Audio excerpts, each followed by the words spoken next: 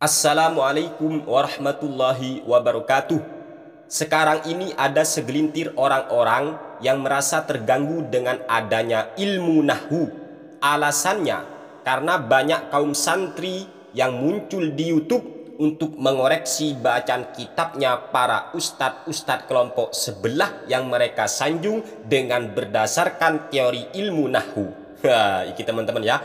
Dan termasuk santri-santri Ahlus Sunnah wal Jamaah yang sering mengoreksi bacaan kitabnya Ustadz Wahabi dengan melalui metode ilmu nahwu sorof. Setahu kami adalah salah satunya yaitu Ustadz Al-Ali Al-Manduri, pemilik channel YouTube Kajian Kitab Turos. Apakah salah tindakan dari beliau ini? Tentunya tidak salah teman-teman. Bahkan hal tersebut merupakan tindakan yang sangat tepat sekali di zaman kita saat ini. Karena sebagai orang yang mengetahui kebenaran harus memberikan pencerahan kepada orang-orang awam agar mereka para orang awam itu tidak mudah percaya kepada orang-orang yang hanya penampilannya ala ustadz. Padahal kualitas ilmu pengetahuannya tentang agama masih sangat dipertanyakan karena memang sangat minim sekali. Mungkin orang-orang awam bertanya-tanya, apa sih pentingnya mengetahui ilmu nahwu di dalam memahami isi kitab para ulama? Jawabannya adalah bahasa Arab itu sangat berbeda dengan bahasa lainnya yang ada di dunia. Bahkan bahasa yang ada di dunia ini yang harus menjaga panjang pendeknya adalah bahasa Arab. Dan hal ini tidak ditemukan dalam bahasa kita sehari-hari seperti bahasa Indonesia, Jawa, ataupun bahasa Madura. Contoh ketika kita berkata Allah Maha Besar, kita bebas mengucapkan ucapan Allah Maha Besar ini, baik panjang maupun pendek. Contoh, Allah Maha Besar. Lagi, Allah Maha Besar. Pendek teman-teman. Allah Maha Besar. Panjang kan? Ini no problem dalam bahasa Indonesia. Karena memang tidak pernah merubah maknanya. Sehingga hal itu tidak mengapa diucapkan, baik dibaca panjang ataupun pendek. Akan tetapi, kalau bahasa Arab, maka kita harus menjaga panjang pendeknya suatu kalimat. Contoh, kita mengucapkan lafaz Allahu Akbar. Allahu Akbar artinya Allah Maha Besar. Kalau kita panjangkan huruf ba dari lafaz akbar, lalu kita baca Allahu Akbar, maka maknanya akan sangat berubah. Kalau Allahu Akbar artinya Allah Maha Besar. Tetapi kalau kita membaca panjang huruf ba Allahu Akbar, maka maknanya adalah Allah itu adalah beberapa gendang atau beduk. Lah, ini teman-teman ya. Jadi akan berubah makna. Kalau kita baca Allahu Akbar, Allah Maha Besar. Tapi kalau kita baca panjang baknya Allahu Akbar, maka maknanya Allah adalah beberapa gendang atau beduk. Lah iki. Jadi akan bermakna toblun, gendang. Gitu teman-teman ya. Makanya hati-hati di dalam bahasa Arab itu kita harus menjaga panjang dan pendeknya sebuah kalimat. Dan hal ini ucapan akbar, Allahu Akbar, ini seringkali terjadi ketika takbiran teman-teman. Ada kan di antara orang-orang yang takbiran Allahu Akbar, Allahu Akbar. Lah itu salah sebenarnya teman-teman ya. Bahkan kalau dia sudah mengetahui maknanya lalu disengaja sekaligus meyakini makna itu, maka oleh ulama dinyatakan kafir teman-teman.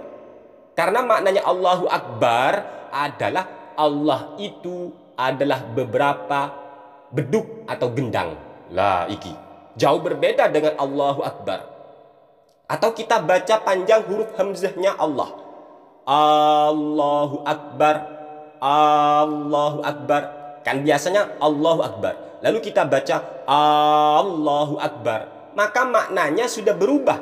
Kalau Allahu Akbar artinya Allah maha besar. Tetapi kalau kita panjangkan yang namanya hamzah Allah ini teman-teman, lalu dibaca Allahu Akbar, maknanya adalah apakah Allah maha besar? Jadi muncul sebuah tanda tanya. Jadi sebuah pertanyaan, bukan pernyataan. Gitu teman-teman ya.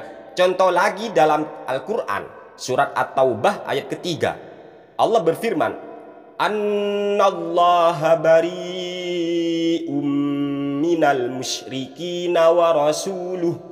Jadi Annallaha bari'un, sesungguhnya Allah bari'un, berlepas diri, minal musyrikina, dari orang-orang musyrik. Jadi Allah itu berlepas diri dari orang musyrik. Tidak ngurus, tidak menggubris, cuek Allah kepada orang-orang musyrik, saking bencinya.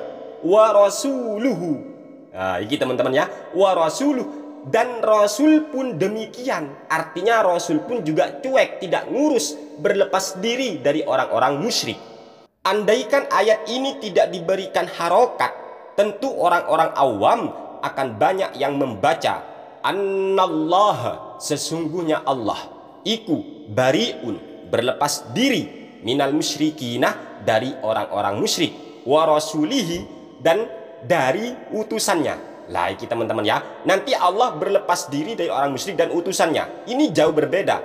Jadi kalau kita membaca kasroh lamnya lafat wa rasulihi, maka maknanya akan berubah fatal, akan tidak sama dengan maksudnya Allah.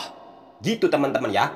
Kenapa? Karena kalau kita baca wa rasulihi, lafat rasul ini akan atof kepada lafat al-musyrikina yang statusnya dibaca jar karena kemasukan huruf min. Huruf min ini huruf jar, sehingga minal musyrikina. Lalu wa rasulihi ini dibaca jar juga oleh kita, maka ini atof kepada al-musyrikin, sehingga maknanya sungguh Allah berlepas diri dari orang musyrik dan dari utusannya Allah.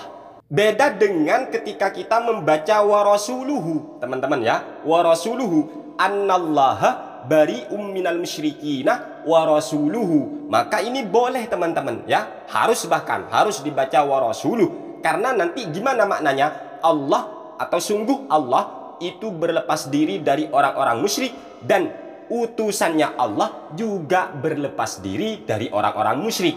Kenapa? Ini diatofkan kepada isimnya anna yang sebelum kemasukan anna itu statusnya mubtada, teman-teman. Mubtada itu dibaca rofa gitu. Sehingga lafaz wa rasuluh diatofkan kepada isimnya anna yang sebelumnya kemasukan anna itu kan dibaca rofa, lalu diatofkan kepada marfu tadi, atau isim yang dibaca rofa tadi yang sebelum kemasukan anna. Dan ini boleh teman-teman ya, boleh ketika anna sudah menyebutkan khobernya atau isim dan khobernya. Annallah, isimnya anna adalah Allah, kemudian khobernya bariun. Dan ini boleh kalau ada atof kepada isimnya anna ataupun atof kepada isimnya inna dibaca rofa dengan alasan mengikuti i'robnya isim anna yang sebelum kemasukan anna statusnya mubtada. Mubtada itu kan dibaca rofa, sehingga lafaz wa rasuluhu. Di dalam Alfiyah Ibnu Malik dijelaskan wa jaizun raf'uka ma'tufan ala mansubi inna ba'da antas takmilah. Jadi kita boleh membaca rofa kalimat atau isim yang diatofkan kepada isim anna yang pada waktu itu anna sudah menyebut isim dan khobernya. Tetapi kalau kita membaca annallaha bari'um minal musyrikina wa rasulihi, maka maknanya akan fatal. Maka artinya gini, Allah itu berlepas diri dari orang musyrik dan berlepas diri dari Rasulnya. Lah, ini pentingnya ilmu nahwu teman-teman ya. Jadi kalau kita tidak tahu ilmu nahwu, berbahaya di dalam memahami Al-Quran ataupun hadis. Dan juga berbahaya ketika kita tidak bisa teori ilmu nahwu memahami isi atau ngaji kitab-kitab para ulama. Sebab itu saya katakan apa yang dilakukan oleh Ustadz Al-Ali Al-Manduri, pemilik channel YouTube Kajian Kitab Turos, itu sangat tepat sekali ya, biar kita bisa membedakan mana ustadz dan mana sutad. Itu teman-teman ya. Jadi saran kami kepada Ustadz Ali Al-Manduri, lanjutkan perjuangan, lanjutkan perjuangan.